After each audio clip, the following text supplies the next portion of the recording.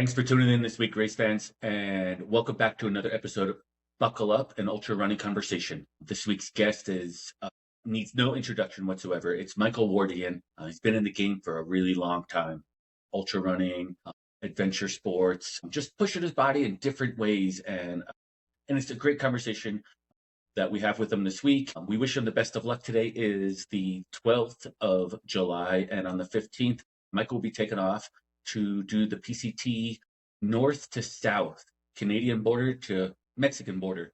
And he's looking to be out there for 60 days. If you're listening and you're near that area or you want to travel out, go to his website, see if you can jump on and do a section or two with him.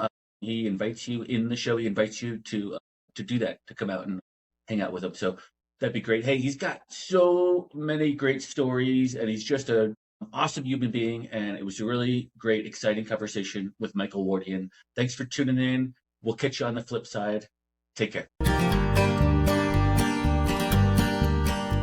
Miles of dust beneath your feet, another sunrise you will meet. Pushing past the weary climb, leaving doubts and fears behind. Hear the trail call out your name, ignite that inner hopeful flame. For the journey and the view, and that shiny buckle too. Buckle up, let's start the show.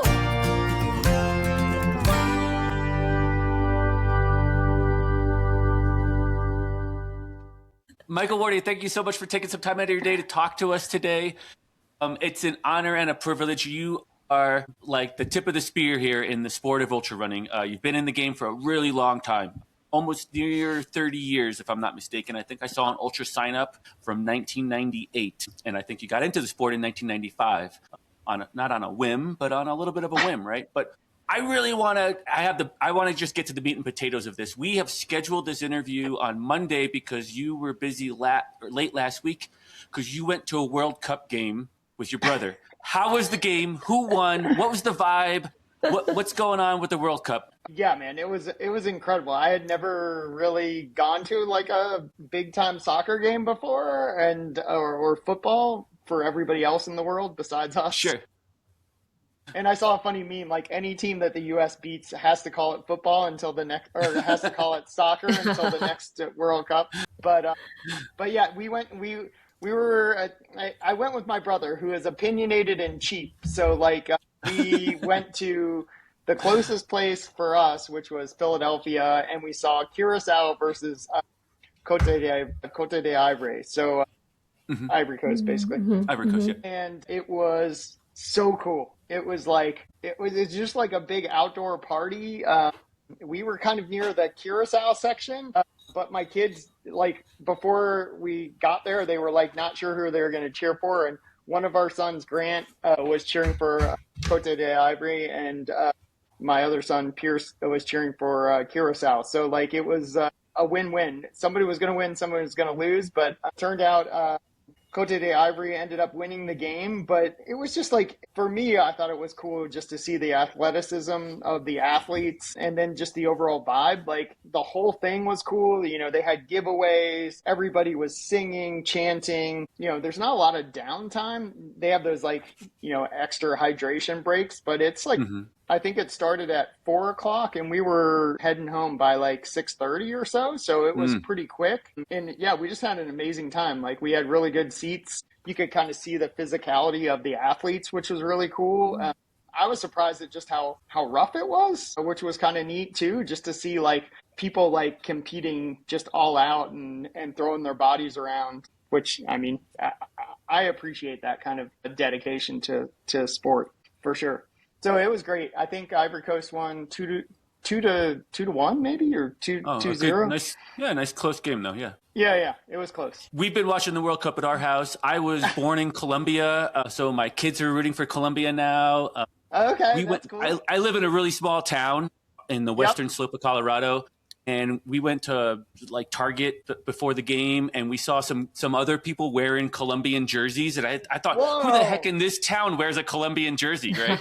So it was just like craziness, but yeah, so there was some support. It was cool, and I think it's like bringing the world a little bit more closer together, right? Like we're all being respectful, but yet cheering for our own countries, but yet following along. You just mentioned just before recording that Japan lost, and and got defeated. Yeah. We're all invested in this a little bit, right? Have you been watching it, Mandy? I haven't.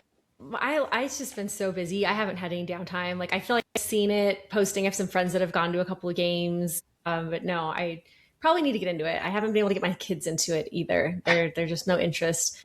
But it's funny because if I were to put on the live stream of a race, I would probably get them to be more apt to sit down and watch an empty room, wondering if a runner is going to walk in or not, than I would these like really high energy sports. But yeah, I think to your point, Michael, like there's so much to be respected there. So maybe I need to watch it a little bit. And I'm sure it was so fun to be able to see that more up close view of it and like appreciate the athleticism and really like just how hard they work out there. Yeah, it was that was my favorite part. And then also just to see like the passion of the fans, like people are like, just completely like painted up and like wearing their flags and like, they're doing like the special dances from Curacao and I don't know. And our kids got, you get to, I don't know. One of my favorite things about running and ultra running is the people you meet around the world, like as part of the sport. And like, this was an opportunity to do that with like a different crowd of people that, maybe aren't following what we're doing, but like still like you become, fast friends over a common bond. Right. And so that to me is great. Yeah. I think it's that reminder that like, our kids, it's so important to introduce our kids to just community. It doesn't matter what kind it is, but I mean, you can find groups and passions and some really cool stories in any pocket. I remember when I went on a hot air balloon for the first time. Have you guys ever an experience with that community? That is a wildly passionate, ritual specific community. And I'm like, you see a hot air balloon in the sky, you're like, it's just a hot air balloon, but no, it is so much more than that. So I think it's fun to introduce kids to those different pockets. Oh my gosh, I want to do that thing. And I think it's in Turkey where it's like, just like the whole sky is littered with balloons. Like, oh, that looks so cool. But I think, don't they have one out in the West also, like in the desert, right? They do a big one like that? Yeah, Albuquerque. I think Albuquerque has a really big hot air balloon festival. Snowmass has one, and so does, I think, Steamboat here in Colorado. But I think Albuquerque's the big one. Okay, yeah. That's cool. Yeah, I haven't done that. I've gone up in a hot air balloon, and I actually looked at like, I feel like I saw it. Somebody did a half marathon in one. And so I looked into doing it like by my house, and like you had to like, I would have had to buy the whole thing and then like get a treadmill and then have the treadmill on it and then have like kind of belts and stuff to make sure you don't like fly out. And then it just like seemed like it wasn't going to be worth it.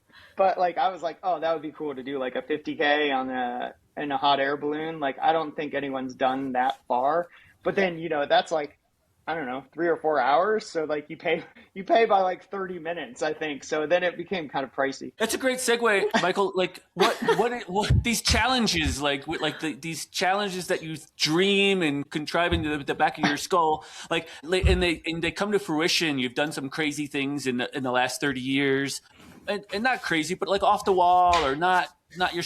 I mean, you could just run a half marathon around your neighborhood. Why do you have to get in a hot air balloon and do that? So like, where does that drive and passion come from? Like what is promoting all that?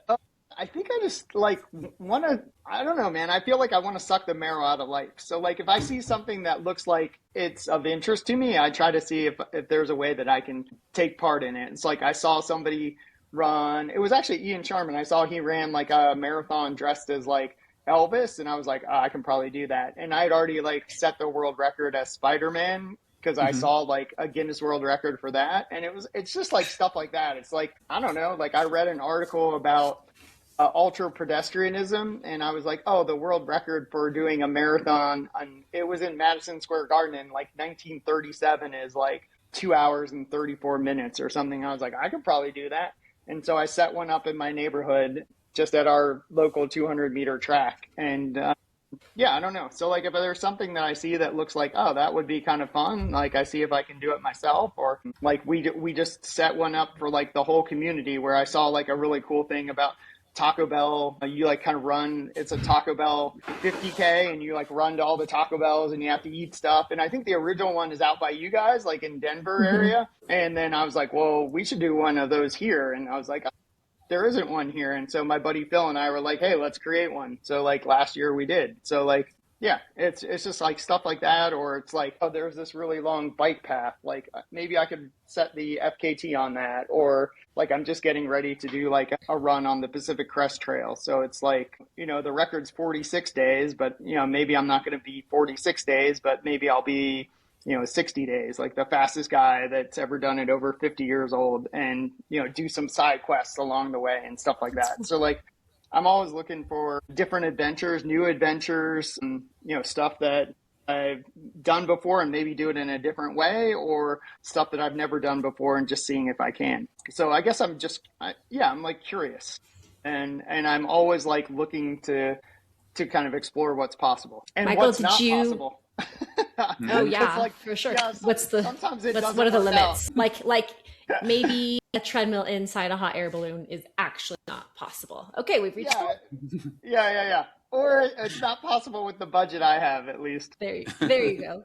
So, Michael, when you got into running, did you have that same sense of, I don't know if I want to say bravery or curiosity, but did you get into it in more standard format and then kind of open up from there? Have you always been think outside the box? Yeah, I mean, I would say I got into it in a completely unorthodox way. Like, I think a lot of people get into it like gradually, maybe do a 5K or I don't know, a half marathon or something. And my goal, like originally when I first started running, was like, I'm going to run the Boston Marathon. So like, I didn't know that was like a big achievement. Like, I was just like, oh, that's the one I'm going to do. And then of course, when I sent away for the little pamphlet, because it was like the old school days where they didn't, you didn't sign up online. You actually had to like send them like a letter. And they sent it back and they're like, hey, what's your qualifying time? And I was like, oh, crap. Like, you have to do like another marathon in a specific amount of time, and then you get a chance to run. So like, and then like, luckily for me, I was able to get the qualifying time on the first one. And that was at Marine Corps in 1996. And then I ran Boston in 1997. And so that was kind of my first time at Boston. And that's really what got me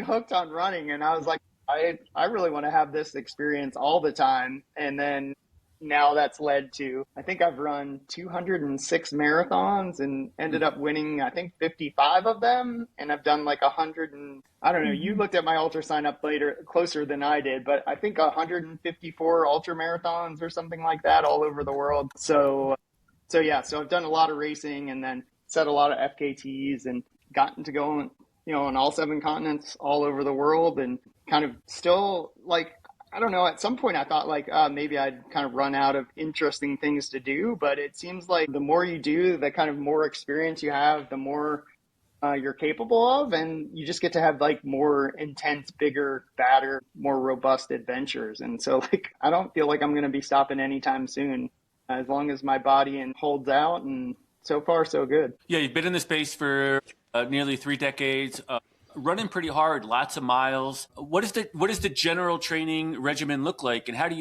you maintain balance in that?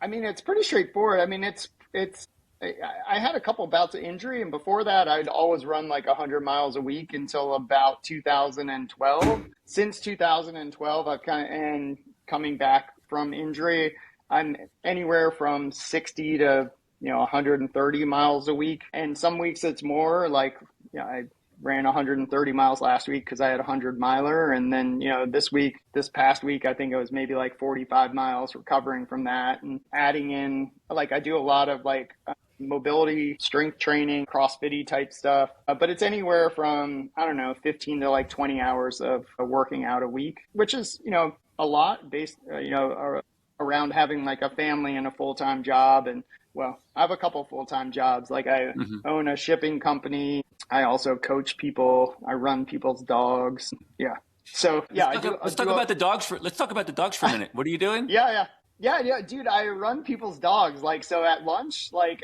so I don't have any clients right now because we just moved to the beach, but back in Arlington where I live, I run Phoenix and Stevie are 2 of the dogs that are in my like roster of clients. So like, it's great, man. I get to take them out either in the morning or at lunch, kind of like midday, and exercise them. And yeah, it's like one of my favorite things. So I think someday I'd like to do that, for more people as I have more time. You're running Okay. a Monday, Wednesday, Friday for like lunch, like in Yeah, it's usually like twice a week. So it's 2 times a week, and it's anywhere from probably 45 minutes to like a little bit over an hour, depending on what route we're going. When you get to that point, you want to do it. Nick actually came up with an idea, my husband.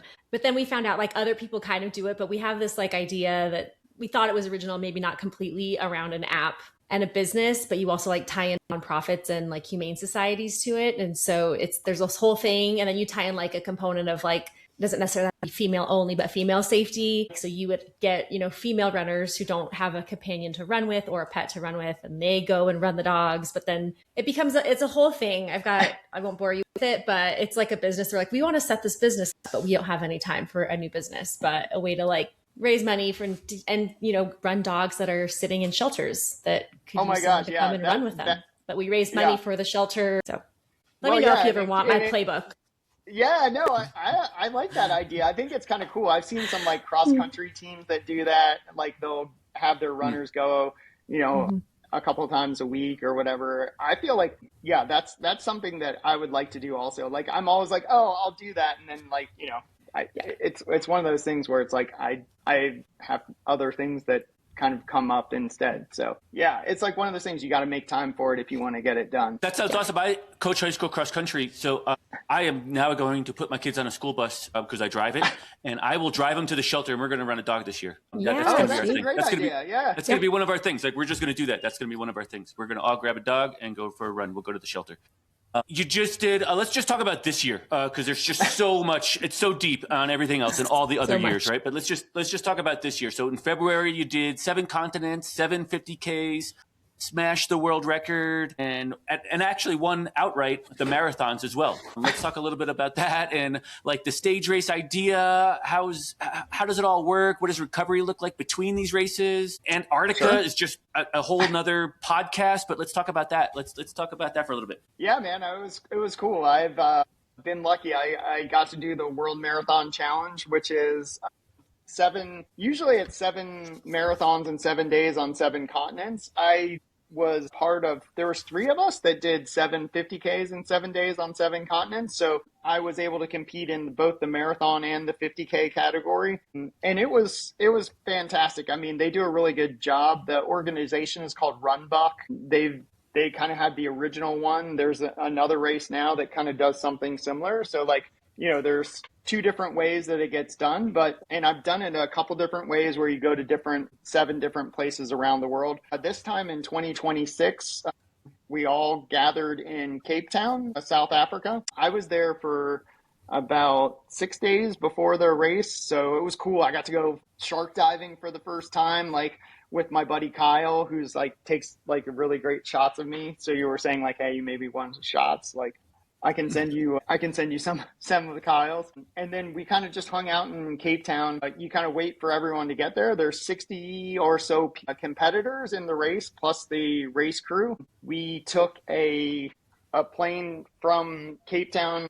The race started in Antarctica. So you kind of go to Cape Town and then you wait for a good weather window where you got about 12 hours to get down to Antarctica, which gives you enough time to fly there, do the race, and then fly back before the weather kind of traps you. And we flew down. We got to Antarctica. We're on a Russian base. So we land, you kind of put all your cold weather stuff on, and within like 2 hours of landing, you're at the start line. It's pretty much full sun down there at this point of the year.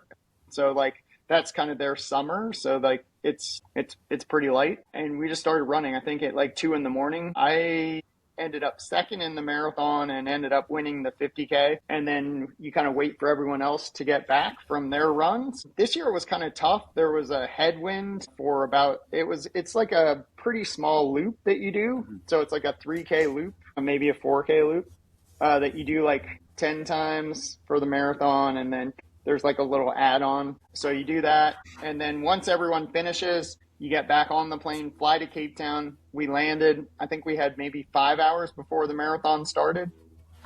So you go from like -31 in Antarctica to about, I think it was 85, 86 degrees Fahrenheit and a little bit humid in Cape Town. start running there, finish the marathon. Everyone, once everyone's done, you get on the plane. We flew from there.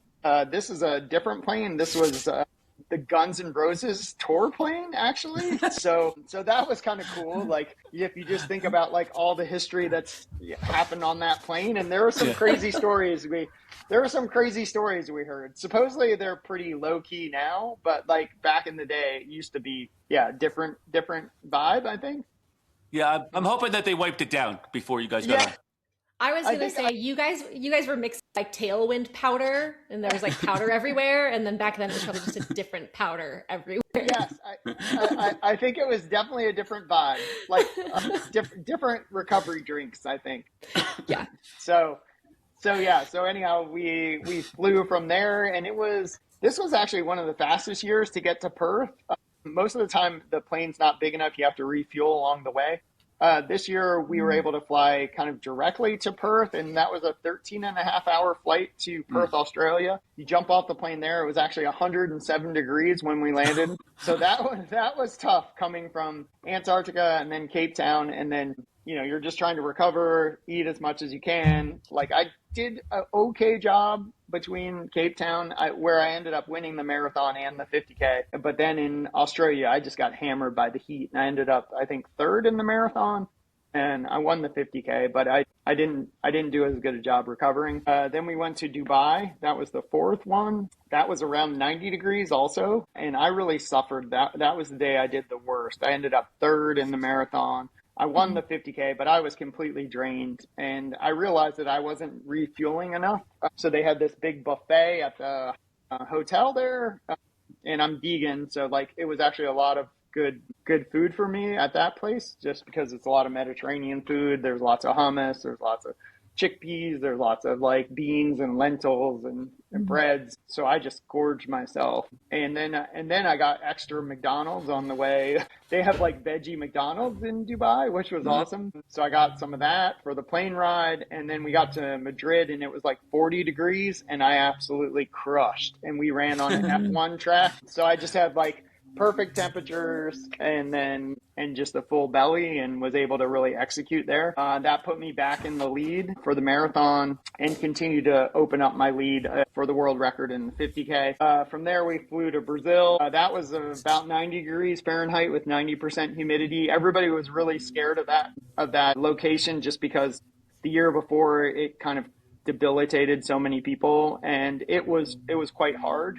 There was also like torrential rain, so the course flooded, but we got through it. Everyone finished. I ended up winning the marathon, put a little more time on the guys in the marathon, and then more time into the 50K record. And then we finished in Miami the next day in 35-degree temperatures, which was like shockingly cold for Miami, but it was perfect running weather. And I ended up being able to secure the win in the marathon, and then again add a little more time to the new world record for the 50K. So like it worked out really well, and there were definitely some ups and downs, and it's just one of those things where you're kind of battling like the time changes, temperature, fueling. You're on a plane with a lot of people, so there was like some stomach bugs going around, like always kind of happens at stage races. So it's just one of those things where you just got to try to get through it as healthy as possible, and then do your best when you land and have to execute. And luckily, I was able to do that and come out with another win and a new world record. Yeah, crushing world record, like 340, right? 340 under, like almost a full day's of basically a fast 50K's worth of time shaved off of the world record. Am I correct? Yeah, exactly. That is correct. Yeah. So yeah, I think it's a solid time. Like, there's definitely guys out there and girls out there that can, do better, but it's on paper, it looks pretty easy, and when you're doing it, it's not. It becomes a little harder. So, like, I definitely think there's going to be someone that records only last until somebody comes along and does a little bit better, but it'll be there for a little while, I think. Yeah, wild experience. I followed a few athletes that have done that, and I think, and I don't know if you said there's two now. I wasn't aware that there were two different organizations putting this on, but I got an email from one of the race directors. I don't know if it was this one, like inviting me to check it out this year. And I'm like, I don't know how he got my info, but I think it was like, we have an opening for this year. And I think like between the logistics and then like the investment, I was like, oh, this is like a bucket list thing, like a really big bucket list thing for somebody someday. Yeah. So I find yeah, so no. I can find a sponsor, then or change careers. Like my race director salary is just not going to pay for that right now, But Yeah, cool experience. Yeah, it's a once in a lifetime thing that I thought I would do only once in a lifetime, and it turns out like you can do those more than once, I guess. So yeah, it's like the thing I love it. I mean, I love the racing and I love competing and I love seeing the world, but I think the thing that I really enjoy the most about it is like because you're moving together as a unit and it's a very small course, like you get to see everybody grow throughout the event. And so that's what I love about it is the chance to see somebody that's like never done this before, isn't sure how it's going to go. They're really nervous, they're kind of like curious, like if they can do it, and they've done training, but like doing the training when you're at home and can sleep in your own bed get whatever you want, you can go to your favorite restaurant or make your favorite food. Like when you take all that away and then you put them like in this unusual environment, like how do they actually grow and achieve? And like just to see like people at the beginning and they're like little kind of like newborns, right? How many athletes participated this year? There's around 60 athletes. 60. Yeah. So it's cool. Like, and a lot of them, it is their first time doing it. So they're fresh and they're excited and, they're just like hopeful that it's going to go well. And then you see them kind of grow throughout the whole thing. And I don't know. I love that. And then you get to cheer for them the whole way and they cheer for you. It's just this like virtuous cycle. And then you like bond, right? And like, so you become friends with the people because you've spent so much time with them. And it's people from all walks of life. There's like Chinese billionaires. There's like people that own like half of Hong Kong. There's like, people that have saved up their life savings to do this. There's, teachers. There's, I don't know. Yeah. All walks of life. And that's cool. what I love about it. I've raced a 6-day stage race before, and I kind of can relate a little bit to it. I like the fact that like in the first 3 days it was a struggle, and then all of a sudden you see everyone kind of turn the corner, and then like even though there's 3 more days of racing left, you could still like start to see the end of the goal, and like then you can start to put the pressure on and start to run a little faster. And basically, I think I was faster in the last 2 days than I was in the first 2 days of the race. Just because it was just so much weighing on you, like how hard do I go, or how much do I throw into this now? Just like an ultra, like like your long ultra, like I don't know, in the first 20 miles I don't want to lay it all out there, like I want to save some for the end. Yep.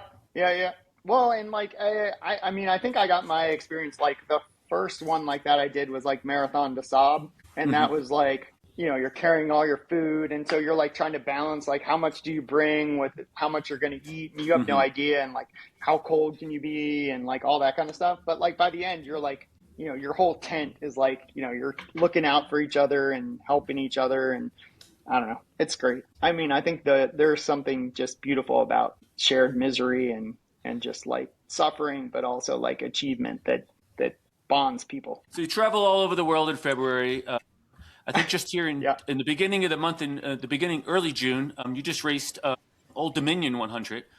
I did. Which I want to come back for. Yeah, I didn't have a good experience last year. I made it to 87. Last year, it rained almost like, 12 hours of that race. It was pretty miserable. But this year, it sounded like you had a lot better weather than I did. And you fared really well. You were, I think, sub 20 hours, 5th overall. I mean, just super impressive. Thank you. How does that worldly experience relate to just coming back home and racing in your hometown of Virginia there? I mean, it was great. I mean, for me, that was my second 100 miler. Way back in 2001. So it was 25 years ago. And I got lost in the last like little bit going into the town. So I never got to finish there. So it was so cool to like come back 25 years later and end up getting a finish. And I think the last time I was would have been 3rd or 4th. So to be about the same 25 years later was pretty badass. And also like I just had a big grudge against those guys for so long. And like, it was just silly because I was so mad that I got lost. And yeah, I mean, it was like stupid. So like, I'm just glad like that, everything went well. It was fun to be out there, and it's like one of the oldest 100, I think the second oldest 100 miler in the world. And so like, and it's just less than 90 minutes from where I live in DC. And yeah, I run in those mountains all the time. And so like, it was great to just be a part of it. And I know where you dropped out, man. That is a very hard section. That is like the hardest section of the race, from 75 to like 89 is very, very hard. And I can see how that could happen, especially because going to the end from there seems very easy. Like there could be like, oh, why would you drop out there? But like, that's a big ass climb up to the tower again. And then you have to like run back into town. So like, yeah, that makes sense. Like I'm sorry that happened for you, but yeah, I will guarantee like if you come again, like I think you'll probably have a better experience. Like I can see those trails are kind of treacherous, but in dumping rain, that would be kind of miserable. Writing was on the wall. I wasn't going to have enough time to finish, and so I could have ran the last 11, 12 miles, but it wouldn't have been an official time in the 28-hour cutoff. That cutoff is really aggressive. But dude, they don't mess around, man, and you don't even get a buckle if you don't finish sub 24. So like, it's like. It's pretty hardcore, man. They're like, yeah, you get a nice little, I mean, they give you, it's really well done. And I think the people are so cool. Like I'm so glad that, we made up basically. Okay. The race director in me has to ask though, Michael, like from an RD perspective, you got lost. Moment of truth. Was the course not well marked, or was it a runner error in following course markings? It was, well, they used to have a problem, and I learned since I made a big stink when I got lost. Like, the town used to not like the race, and so they would come, and the town people would steal the markers, and so there was no markers for me to follow. So that's why I got lost the first time. And then they wouldn't let me go back to where I got off course, and then I didn't know where I got off course because it wasn't marked. It's because you just come into the town. You just come into the town, and you're supposed to know how to like go back to the finish, but it's not marked. So like I literally just ran around for like 3 hours, and then I was like, I don't know, man. And they're like, well, you didn't go back. And I was like, and so I actually finished. I went and crossed the line and everything, and then I got disqualified like the next day. They're like, oh yeah, you didn't come.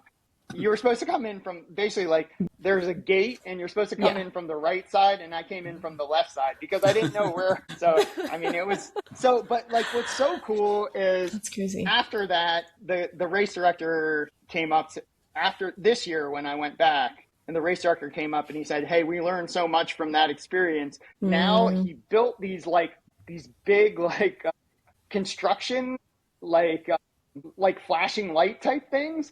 And he bolts them into the ground so nobody from the town can steal them. So yeah, I mean, it made the race better for everybody for the last 25 years, but I just refused to go back.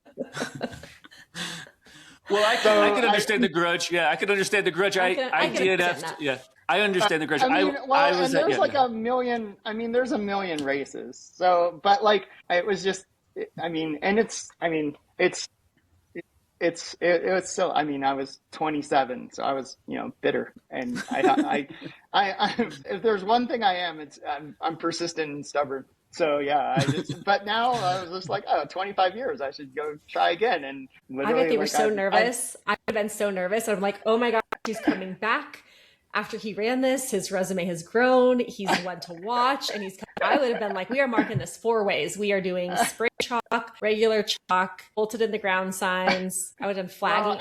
I would have done all the things. Well, and I made sure that I had no chance to error, so I found somebody's GPS track and I put it on my watch. So like, there you go. That worked out really and that just didn't exist when I did it the first time, right? Like there was no GPS breadcrumb that you could follow or anything like that. And plus, like, I mean, I just have so much more experience now, like running and like, I don't know. Yeah.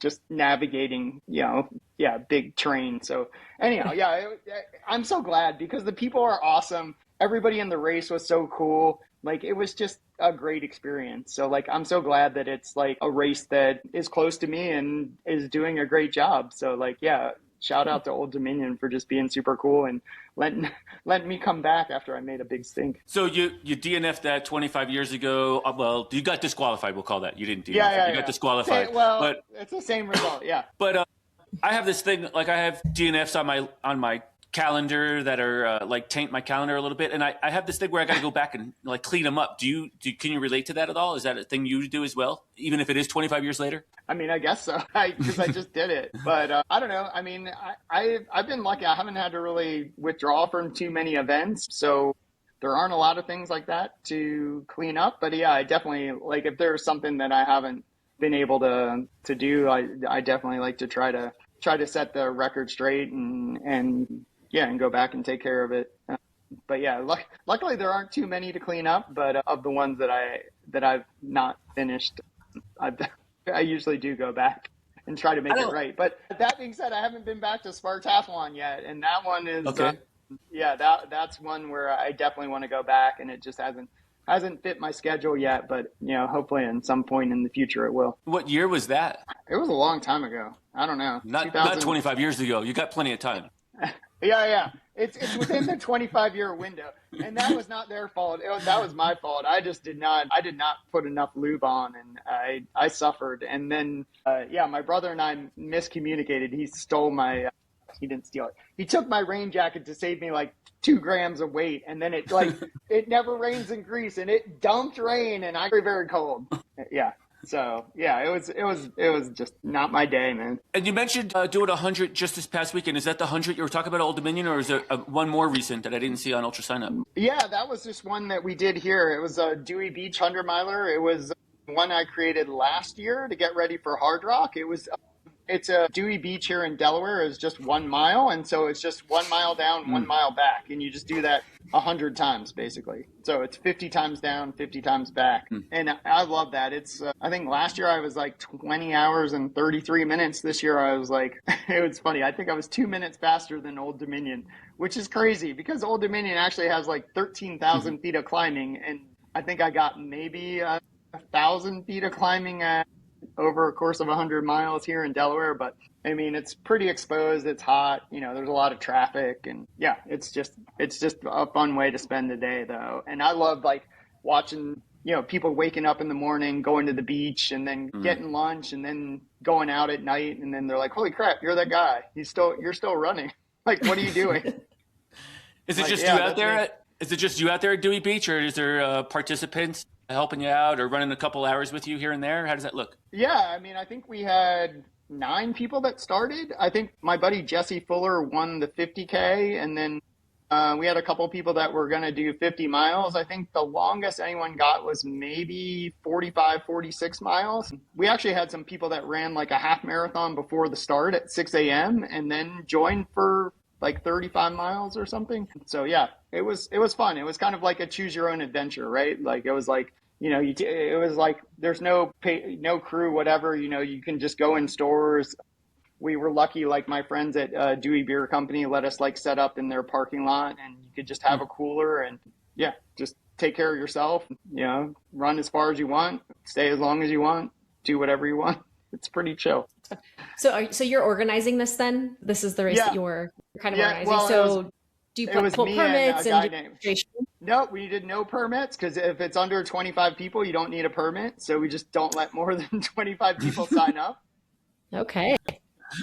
We don't close any of the roads. So it's just like completely open course. And like, yeah, you can stay for as long as you want. And like, yeah, it's pretty straightforward. That's interesting. I'm going to move there because you could set up a lot of little under 25 races and not pull a permit. Yeah, well, we don't charge anything either. So like, okay. I don't know how good the business model would be. So like, no, not charging anything. But if you don't have any big expenses, then it's just a fun thing to do. Yeah. Yeah, exactly. Yeah. Yeah, that's cool. Where do I pick up my T-shirt at? Yeah, I know. Yeah, no T-shirts. No, it's just no T-shirts. Why didn't I get a medal? Why didn't I get a belt buckle? Yeah. Actually, I did have belt buckles if anyone finished the 100 miler, but so far it's only been me. So I bought 2 like vintage like Delaware belt buckles that are pretty cool actually. But yeah, no one else has finished it yet, so I have both of them so far. That's great. There you go. Yeah. Josh, you got some even bigger plans coming up this summer. You already mentioned the PCT through hike/run. Yep. What's the goal there? And I think it's pretty quick. It's coming up in like 2 weeks or so, right? Yeah, man, you're on it. I headed out to California on the 8th of July. picking up the RV, and then I'll drive up to like Seattle area. And I start at Hart's Pass, head north for 30 miles, and then turn around and head south. And so it's 2,650 miles. I'll start at the Canadian border and then run to the Mexican border. The goal is 60 days with some side quests.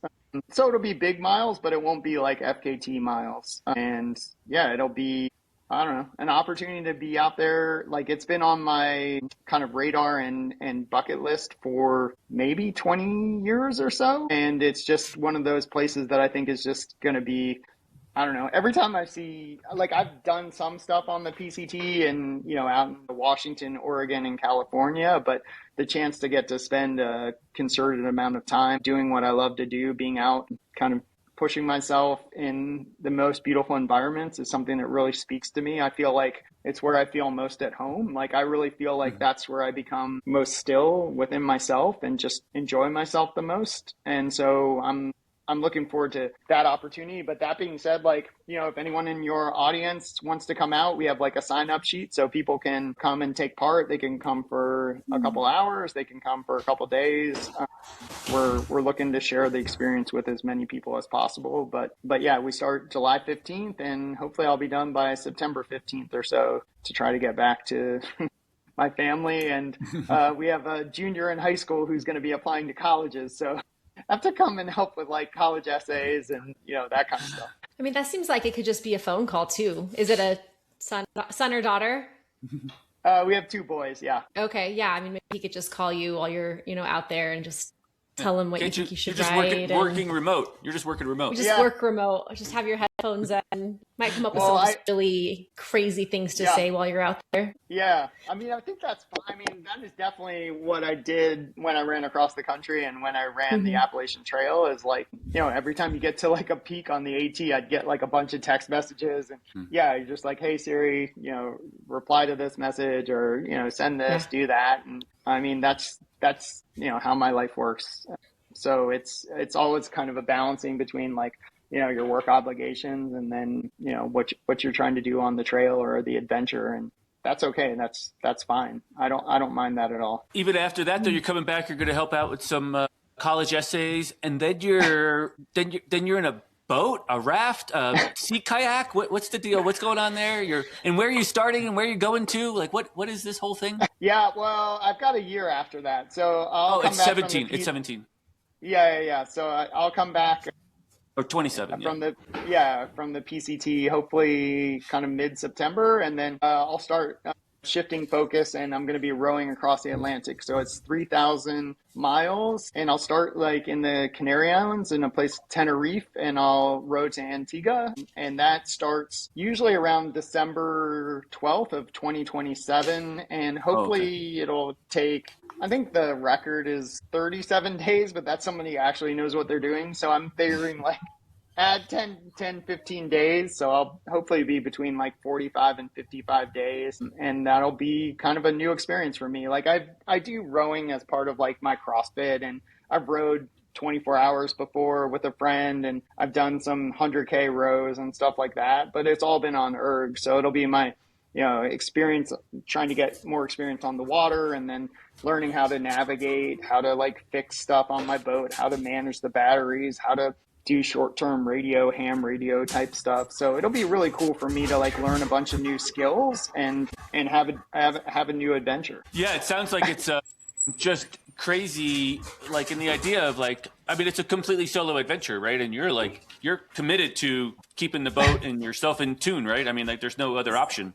Yeah, that's the choice I'm doing. There are like, you can do like, there's some people that do it in a 12 person. There's some people do 4, 3, 2. The experience I want is to be completely self-reliant. So solo row.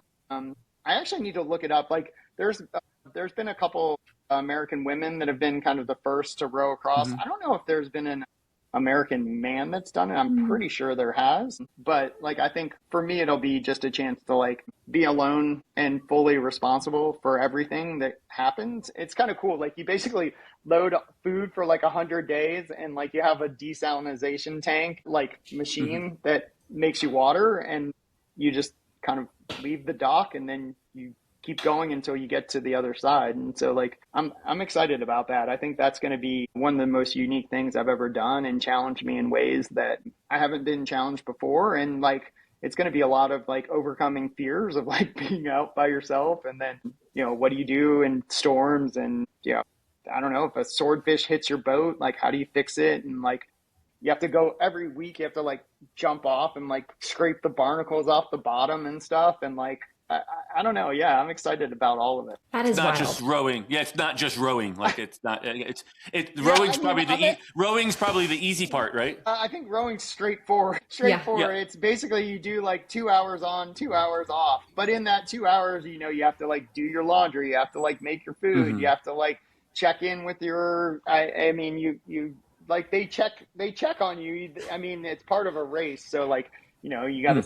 You got to give them updates and that kind of stuff. But yeah, for the most part, you're out there kind of by yourself, fending for yourself. And yeah, I'm looking forward to that. What's the race called? It's called the World's Toughest Row. It used to be called the Talisker Whiskey Challenge, but now it's called the World's Toughest Row. And they have an Atlantic and a Pacific. Right now, there's a woman who, like, all my friends are sending me that's rowing across the Pacific. And then this past year, there was a woman that did Taran that did the Atlantic. So it's funny because we had been talking. She was trying to, because you kind of buy your boat and then you try to sell it at the end. And so like everyone's trying to sell their boats because they're expensive. It's like $100,000 boat, so no one wants to get stuck with these boats. But yeah, I don't know. It's pretty cool. Quick visualization. What does the boat look like? Like, is it a kayak, or like, is it got a big dome? Can you like sleep in it? Are you covered, protected from the wind a little bit? While you're rowing, no. But each side is there's kind of. I can send you a picture, but if you go to Rannoch, they have like a pretty good picture. It's the R25 Rannoch, and so it's basically like two like areas that are covered and water and rainproof on each side, and that's where you store like their food, and that's where you have bedding and like your comms, and then the part where you row is open to the weather. Okay. And that's basically it. It's like 25 feet or so. Two outriggers though, and those outriggers are protected. Nah, it's more like one big boat, but with like compartments on each side. Okay. Yeah.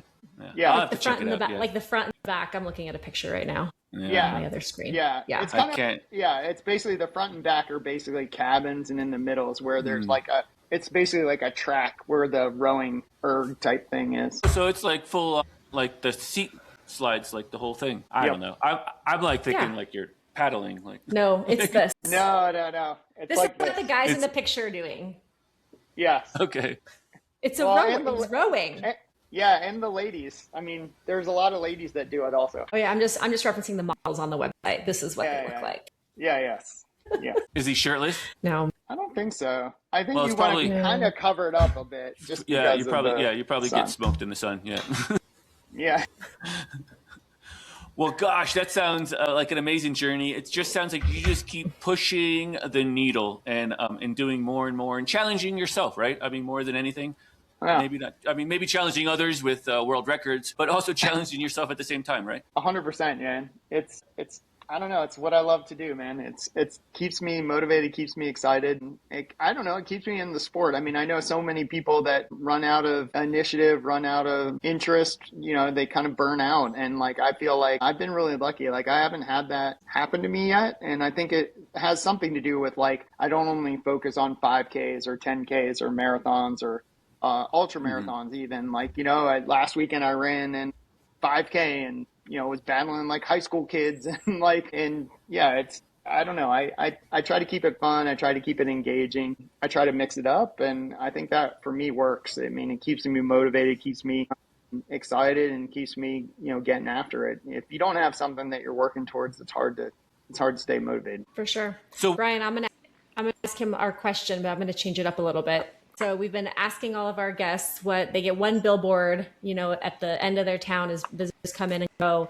So is a banner that a little plane is pulling behind them over the ocean as you're rowing, and everyone out there that is on this journey with you. And you get to put whatever you want on this banner. What's your message to this endurance community or the world? Just your short, simple message. Do it now. Yeah, man. That's a good one. Like everyone thinks there's going to be a perfect time. There's not. I will tell you, there is no perfect time. There is no right amount of money. There's no right amount of like goodwill. Like, if there's something you want to do it now. There you have it. I like it. That's a good one. Yeah, I love it. That sounds, that's just perfect. It sums it up.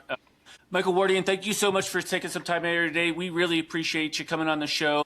We'll keep tabs on you. I think it's, well, why don't you give us a couple social handles that we could follow so that the listeners can follow along on all your next journeys. Yeah, man. I mean, I think the one that I use a lot is at Mike Wardian. That's MikeWard, like dog, IAN like Nancy on Instagram. Also on Facebook, X. Yeah, TikTok is, I don't know, Michael Wardian 362 maybe or something. I don't use that one as much, but I think that, that's a good place where people can find what I'm doing.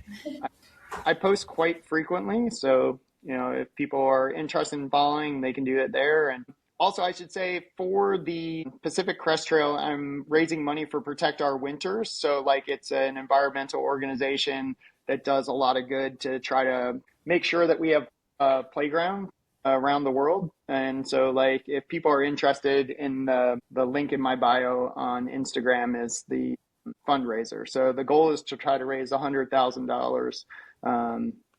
Any little bit helps, and really appreciate it. Yeah, fundraising is really special, and I totally get it. Like, if you think like you just asking somebody to buy you a cup of coffee, and it doesn't sound like much, like a $5 cup of coffee, but that adds up over time, right? And you'll start to see those numbers trickle in, and that compiles pretty quickly. 100%, man. Yeah, I mean, if every one of my Instagram followers, including the bots, if there are, like, gave me $5, we would crush that goal in a couple of minutes. But sure. I mean, sometimes it resonates with people. Like, it was cool. Like, when I ran across the country, we raised enough money to build a well in Ethiopia for World Vision. And so I'm really hoping, my audience is pretty great. Like, they really step forward and take on these challenges. And, hopefully, it's something that people can get behind and be a part of. And, it's one of those things where we can do, like, it's powerful what the group can do together. Right. And so every little bit helps, as you said. Awesome. Well, thanks for sharing your time with us, and we will be following along, cheering you big from back here in Colorado on all these upcoming adventures, and we'll see you on the flip side of it all. Thanks, and good luck to you guys. I hope the fires aren't too bad out there, and everyone stays safe, and good luck. Thanks. We appreciate it. Awesome.